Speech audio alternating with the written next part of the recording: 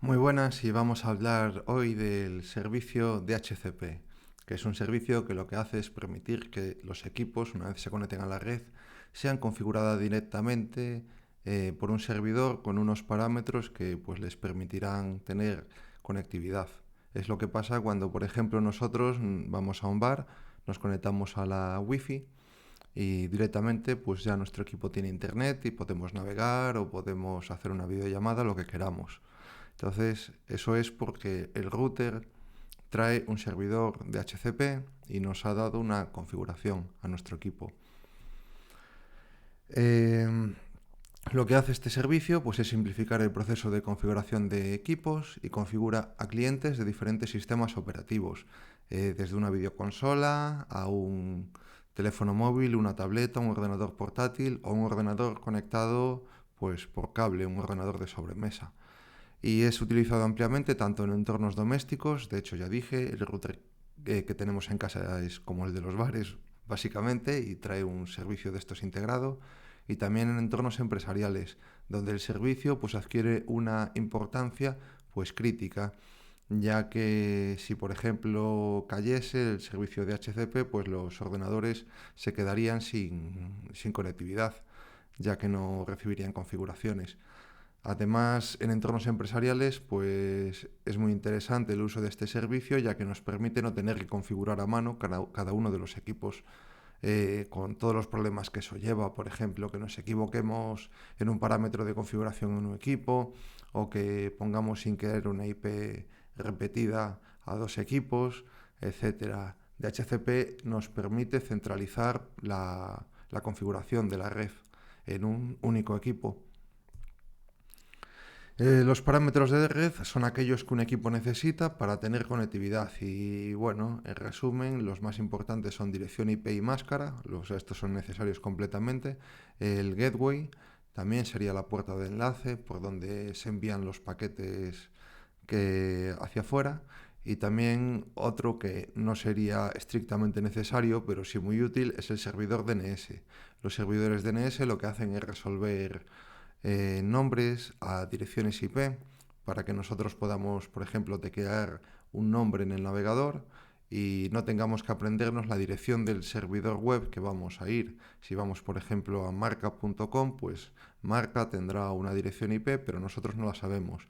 A nosotros como humanos nos resulta mucho más cómodo utilizar nombres. En cambio, las máquinas para conectarse necesitan números. De ahí la necesidad del servicio DNS que queda para otra.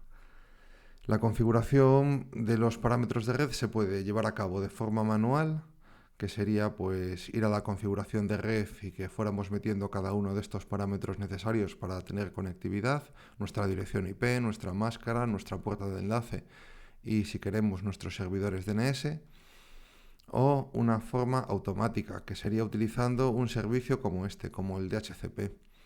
Y la configuración manual, por último, pues también nos referimos a ella como configuración estática o fija. Esto se contrapone contra DHCP porque hay equipos que, iniciándose en distintos momentos, podrían tener configuraciones distintas. No siempre el servidor de DHCP les va a dar la misma IP, a menos que nosotros lo especifiquemos. Esto nos interesará que un equipo siempre tenga la misma IP en el caso de equipos especiales como por ejemplo servidores. Los problemas de la configuración manual pues es que tenemos que configurar todos los equipos manualmente y es posible que cometamos errores tipográficos o pongamos IPs duplicadas o pongamos alguna IP que esté mal, etcétera. Los parámetros de configuración también pueden cambiar con el tiempo y esto supondría tener que configurar cada equipo. En una red pequeña no sería un gran problema, pero en una red grande pues haría que aumentasen las tarifas administrativas. Además, hay redes y bueno, hay redes que tienen equipos que van cambiando de ellas y también al revés, a veces los equipos cambian con frecuencia de una subred a otra y entonces es conveniente pues disponer de un servicio de configuración centralizada y automatizada, especialmente en el caso de las redes medianas o redes grandes. El protocolo RARP, que es el contrario del ARP, que nos permite a partir de una IP obtener la dirección MAC de un equipo, pues fue un método que se utilizaba antes y era para que las estaciones de trabajo sin disco encontrasen dinámicamente su dirección IP a partir de su dirección MAC. Hay que recordar que la dirección MAC viene grabada de fábrica dentro de los dispositivos de red.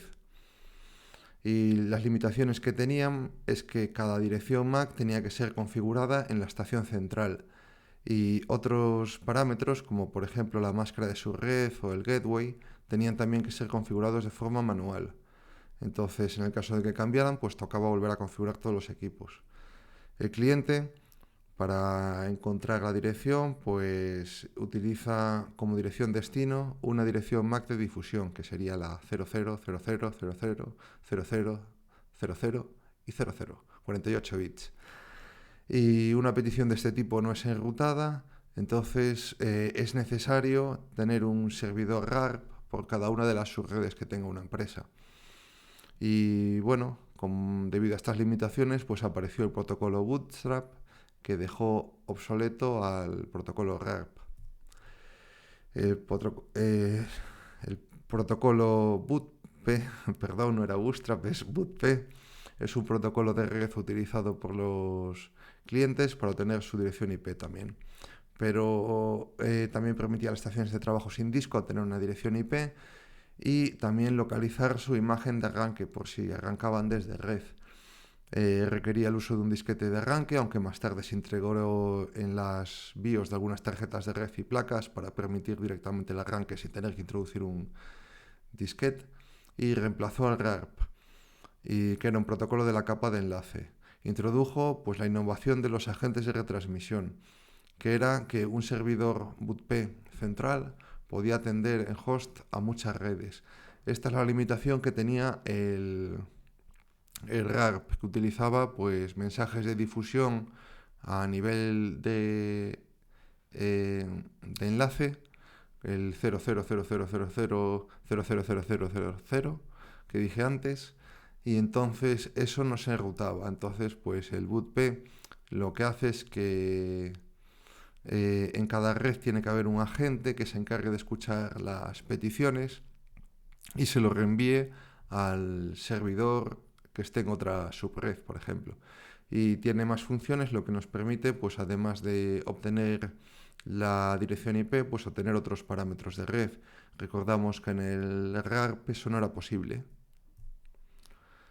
El funcionamiento del BootP es que un cliente determina su propia dirección MAC, que bueno, pues la tiene escrita en una memoria ROM, por ejemplo en la tarjeta de red, y un cliente pues envía su dirección en un datagrama UDP al servidor. Si el cliente sabe la dirección del servidor o su dirección IP, pues debería de utilizarla. En general los clientes pues no tienen datos de configuración IP completos, y si el cliente pues no sabe su dirección IP, pues usará la 0000. Y si no conoce la dirección IP del servidor, pues utilizará la dirección broadcast, que es la 255.255.255.255. Esto es un broadcast a nivel de a nivel 3. El anterior era a nivel 2, el broadcast de MAC.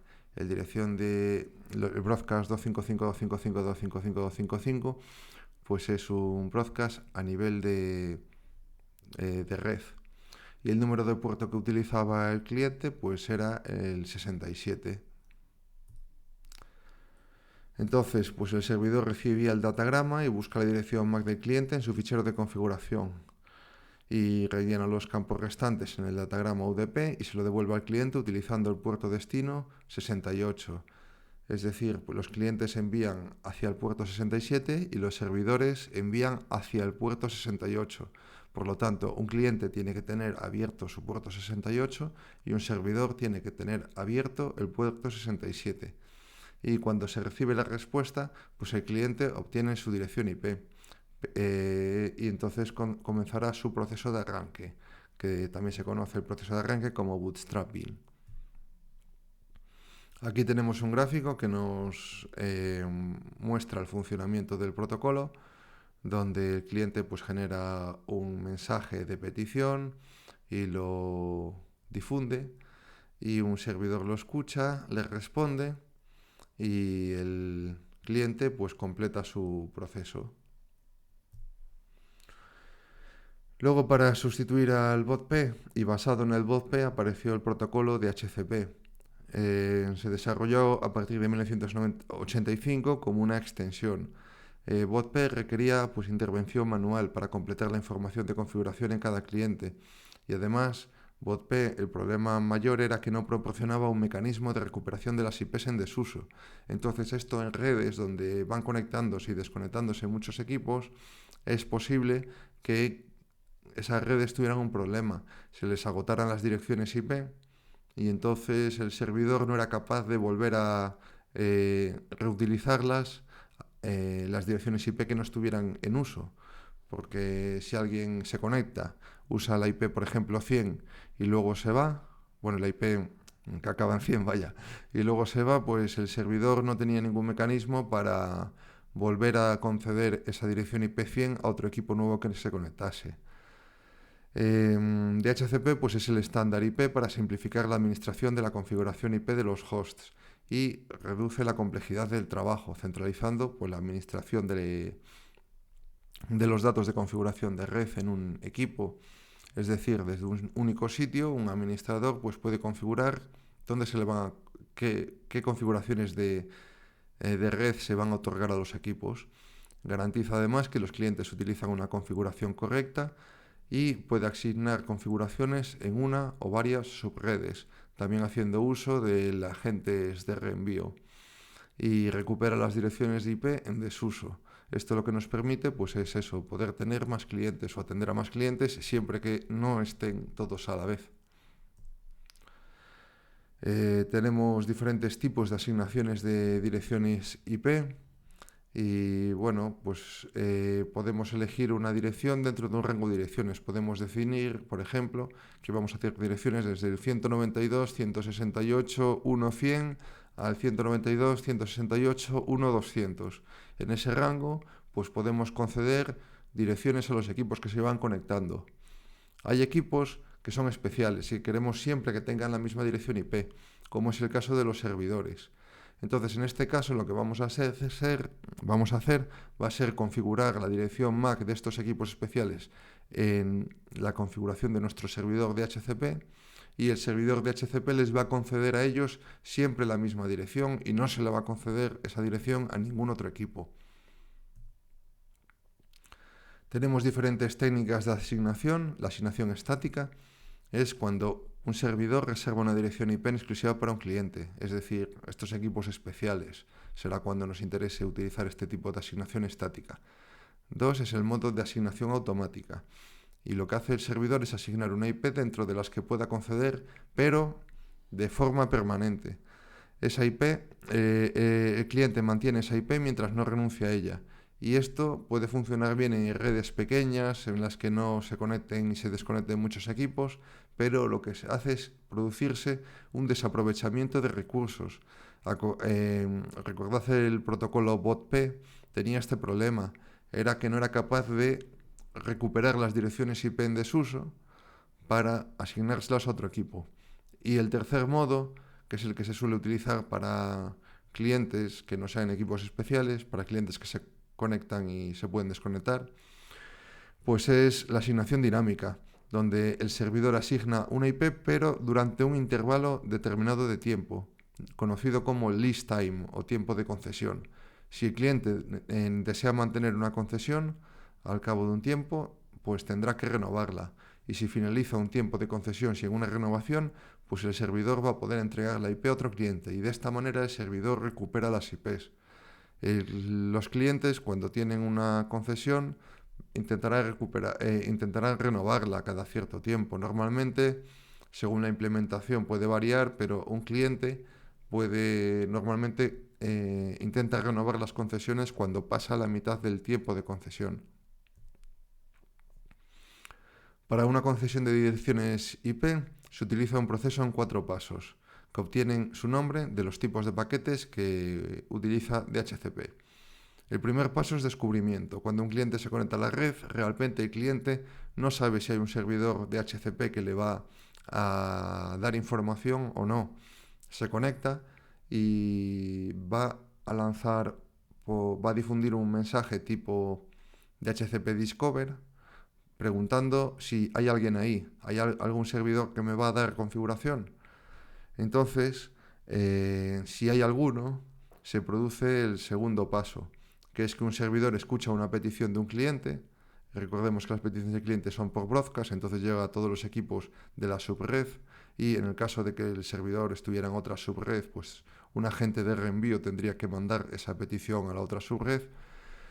Pues un servidor que recibe un discover pues va a hacer una oferta. Va a hacer una oferta de configuración al cliente. Entonces le va a responder con un mensaje de HCP offer con la oferta. El cliente pues puede aceptar esa oferta. De hecho, va a aceptar la primera oferta que reciba. Y para aceptarla, pues va a crear un mensaje de HCP request, que también envía por broadcast, y el offer también el servidor lo envía por broadcast porque el equipo no tiene dirección IP todavía. La aceptación se envía también por broadcast, y esto sirve para que si en el caso de que otros servidores le dieran una configuración, o sea, le ofrecieran una configuración al equipo, en el caso de que hubiera más de un servidor de HCP, esta aceptación de HCP sirve tanto para notificar al servidor que dio la configuración que el cliente la quiere, y a los otros servidores les dice que su oferta de HCP ha sido denegada. Entonces, con el DHCP request, el cliente acepta la oferta del servidor y renuncia a otras ofertas. Y por último, hay un último mensaje, que es que el servidor le envía un DHCP ACK al cliente para reconocer la solicitud del cliente y le confirma que ya puede utilizar esos parámetros de configuración. Entonces, en este momento, pues el cliente se configura y ya tendría conectividad. Bueno, si los parámetros de configuración son correctos. Volvemos al paso 1 más detalle. El cliente difunde un paquete de HCP Discover para localizar un servidor de HCP en la red y solicitar una configuración. Esto lo va a hacer cuando inicia su pila TCP/IP o cuando se le negó su concesión al tratar de renovarla. También hay otro caso, que sería cuando el cliente no encontró un servidor de HCP. Cada cierto tiempo pues va a intentar encontrar uno para configurarse. Y si un cliente pues no obtiene oferta tras 4 solicitudes de HCP Discover, pues lo que va a hacer va a ser autoconfigurarse a sí mismo utilizando el protocolo APIPA, que lo dotará de una conectividad local con otros equipos. O sea, hay un rango de direcciones IP, que son las que utiliza el protocolo APIPA, y si el cliente pues no obtiene ninguna oferta tras solicitar 4 veces una configuración, pues se configura con una IP dentro del rango de APIPA. Y periódicamente pues lo que va a hacer va a ser difundir un DHCP Discover para tratar de obtener una configuración, normalmente cada 5 minutos. Si un cliente, o sea, si un servidor recibe un mensaje de HCP Discover, pues lo que va a hacer va a ser responder al cliente con un DHCP offer y con una oferta de parámetros.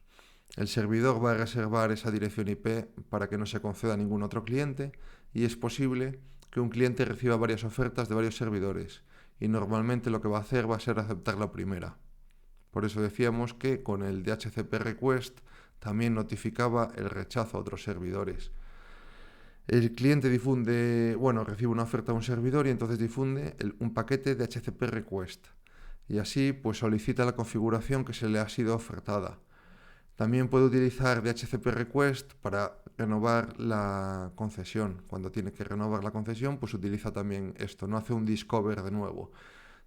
Cuando tiene una configuración y la configuración no ha caducado, recordamos el lease time o tiempo de concesión, pues el cliente va a hacer directamente un DHCP request para solicitar pues que se renueve una concesión. El servidor DHCP a este request puede contestar o con ACK o con NAK, uno para aceptar y otro para negar esta renovación. Ya lo veremos más adelante. Y el paquete DHCP request pues incluye la identificación del servidor cuya oferta el cliente aceptó y sirve como rechazo a otros servidores, como ya he dicho, y de esta manera pues los otros servidores pueden retirar su oferta y ofrecer la dirección a otro host. De todas formas, no es normal meter más de un servidor de HCP en una subred y puede causar problemas que haya dos servidores repartiendo direcciones. El cuarto paso es reconocimiento de HCP, el de HCP ACK, o sea, de Unknown Legend, que es un paquete que difunde el servidor para reconocer y finalizar la concesión de configuración. Contiene la información de una concesión válida, dirección IP y otros datos de configuración IP, y el cliente pues al recibirlo inicializa su tarjeta de red con los datos facilitados por el servidor. Hay un mensaje, como ya dije, de reconocimiento negativo, que es el DHCP NAC, y el cliente pues lo que va a tener que hacer es iniciar de nuevo el proceso de concesión, o sea, va a tener que hacer un discover, etcétera. Y esto puede deberse, por ejemplo, a que la dirección IP ofertada está siendo usada por otro equipo. Aquí tenemos un gráfico que nos muestra pues el proceso de Discover Offer Request ACK. Y bueno, una nota que nos dice que los servidores escuchan peticiones en el puerto 67 y los clientes pues escuchan las respuestas en el puerto 68 y se usan pues datagramas UDP. Un cliente pues puede renovar sus concesiones de HCP antes de que termine el intervalo de concesión. En caso de que no lo consiga, pues tendrá que iniciar de nuevo una solicitud de HCP. El cliente pues intentará renovar su concesión en cuanto alcanza el 50% del tiempo concesión y también cuando, por ejemplo, se reinicia. Si un equipo se apaga y se vuelve a encender, pues va a intentar mantener viva pues la concesión si esta no ha caducado. Y para renovar, el cliente envía un paquete de HCP request directamente al servidor del que obtuvo la concesión. O sea, en este caso no lo necesita difundir porque ya sabría dónde está el servidor y entonces se lo puede mandar directamente. Si el servidor está disponible, pues el servidor puede renovar la concesión y entonces le enviaría al cliente un paquete de HCP ACK con los parámetros de red actualizados y el servidor también puede no renovar la concesión. Entonces le enviaría un paquete de HCP NAC, lo que obligaría al cliente a liberar la IP y a obtener una válida. Si el servidor no está disponible, pues el cliente continuará utilizando sus parámetros de configuración actuales y cuando pase el 87,5 del tiempo de concesión, el cliente difundirá un DHCP Discover y aceptará concesiones de cualquier servidor. Y si en un reinicio ningún cliente, de un cliente ningún servidor responde a un request, tratará de conectar con la puerta de enlace predeterminada configurada. Y en el caso de no tener éxito, pues dejará de utilizar la configuración obtenida. Y si la concesión caduca, pues el cliente deberá dejar de utilizar la configuración e iniciará de nuevo el proceso de descubrimiento. La concesión IP se puede renovar manualmente en el caso de que la configuración se deba de actualizar de inmediato. Hay comandos para poder solicitar una renovación. Mensajes de HCP pues son el Discover, el Offer, el Request, el ACK y el NAC. Estos 5 primeros ya los hemos visto. Y luego tenemos también el Decline, el Release y el Inform. DHCP Discover, Offer, Request, ACK y NAC ya los vimos. El NAC, bueno, pues es el negativo de la ACK.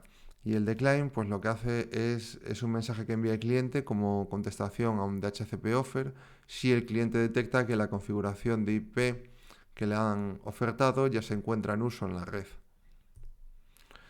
Y el DHCP release es un mensaje que envía un cliente al servidor para dar por finalizada una concesión. O sea, los clientes, si se apagan de forma gracefully, como se suele decir en inglés, o se apagan de forma en plan bien, lo que van a hacer, pues van a mandarle un mensaje al servidor diciendo que ya no van a seguir utilizando esa IP y de esta forma el servidor pues va a poder conceder esa IP a otro equipo. No es un mensaje obligatorio, pero si el cliente lo envía, el servidor considerará que la dirección IP está liberada y podrá ofertarla a otro cliente. Y los clientes, pues eso, la pueden enviar este comando, pues normalmente cuando se van a pagar de forma controlada. Y el DHCP Inform es un mensaje que puede enviar del cliente DHCP al servidor para solicitar parámetros opcionales de configuración o una actualización de los mismos. Parámetros asignados por DHCP. Pues un cliente puede recibir de un servidor varios parámetros de red. Algunos de estos parámetros son obligatorios y otros son opcionales. Los parámetros obligatorios son aquellos que se necesitan para tener conectividad. Por ejemplo, la IP, la máscara de subred y bueno, otros que también son obligatorios sería el tiempo de concesión, el tiempo de renovación y el tiempo de reconexión.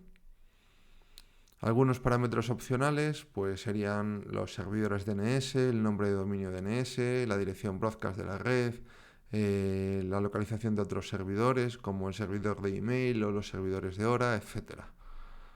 Son parámetros que no se necesitan para tener conectividad, aunque normalmente los servidores DNS sí se pasan en la configuración, pero son opcionales.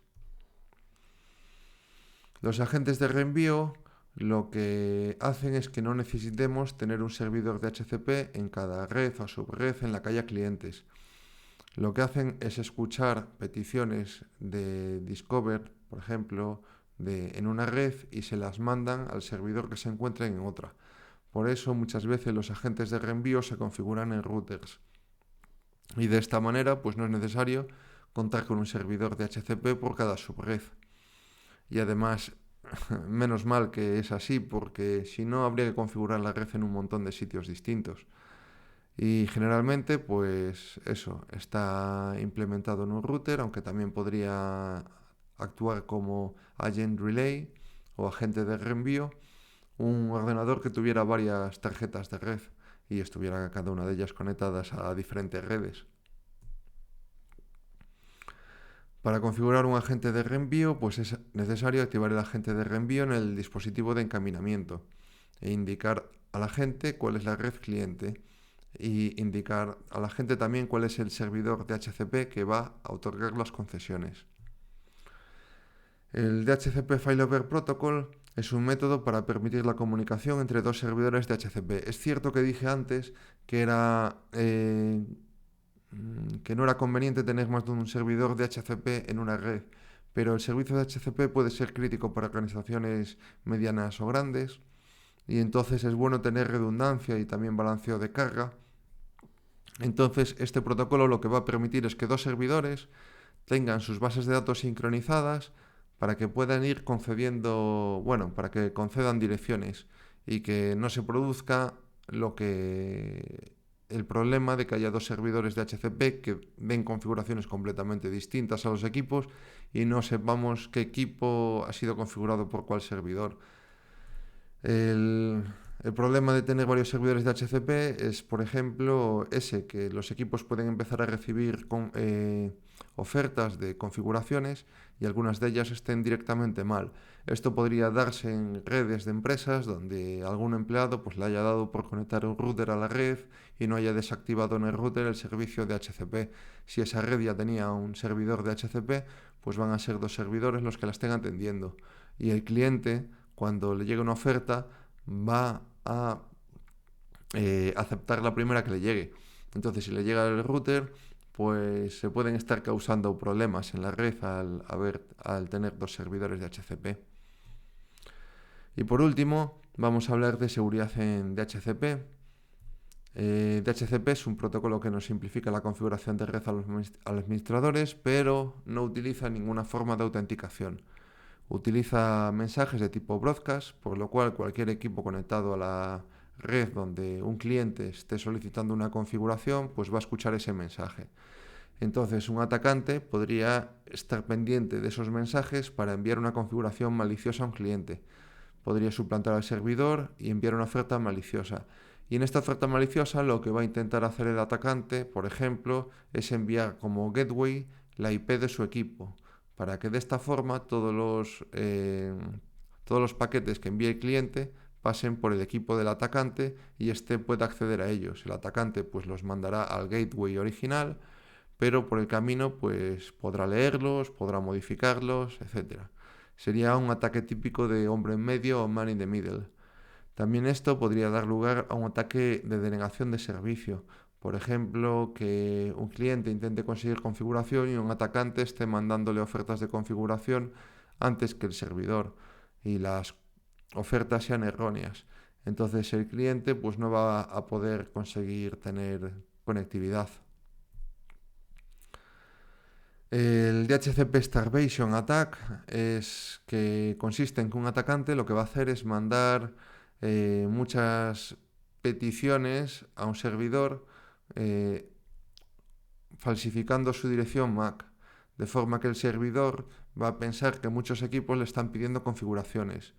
Y de esta forma, pues lo que puede hacer este atacante es acabar con las direcciones que tiene el servidor, con el grupo de direcciones asignables para equipos, y que cuando llegue un equipo que necesite configuración, el servidor no tenga configuración que darle. Eh, este ataque pues, puede prepararnos el escenario para que el atacante se haga pasar por el servidor de HCP y envíe mensajes falsificados para engañar a los clientes haciendo el ataque de antes, de hombre en medio.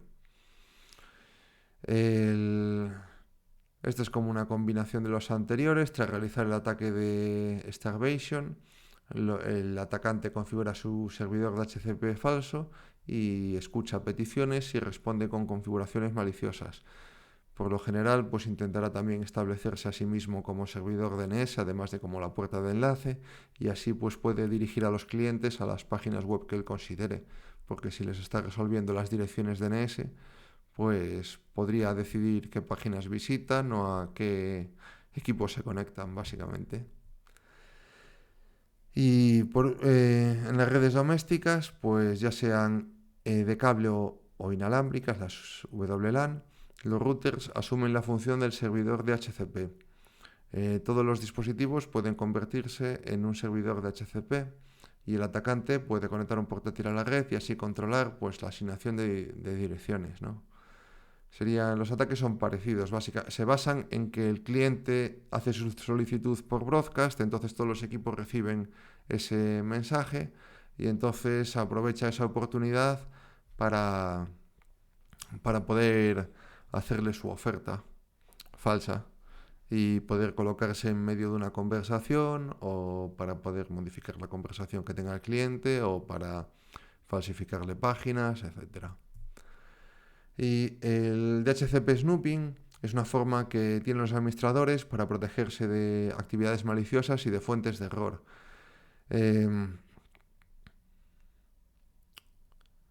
No voy a entrar mucho en él, pero bueno, es una función de seguridad de segundo nivel del modelo OSI y que está integrada pues, en los conmutadores o switches y verifica pues, que toda la información de HCP que pasa a través del conmutador y que solo los paquetes aprobados que provengan de servidores de confianza serán los que se envíen a los clientes. Es como un filtro para que no le lleguen a los clientes ofertas falsas. Y recordamos que, bueno, que los clientes están conectados a switches, entonces gracias a este filtro, pues los clientes, a pesar de que alguien le envíe una oferta falsa, pues serían filtrados por los switches, nunca se podría realizar este tipo de ataques. Y bueno, estos ataques tampoco suelen ser muy comunes, porque en las redes de empresa normalmente hay un cierto control sobre los dispositivos que se enchufan, pero bueno, siempre es bueno estar atento a este tipo de ataques y saber cómo poder protegerse ante ellos y crear servicios seguros.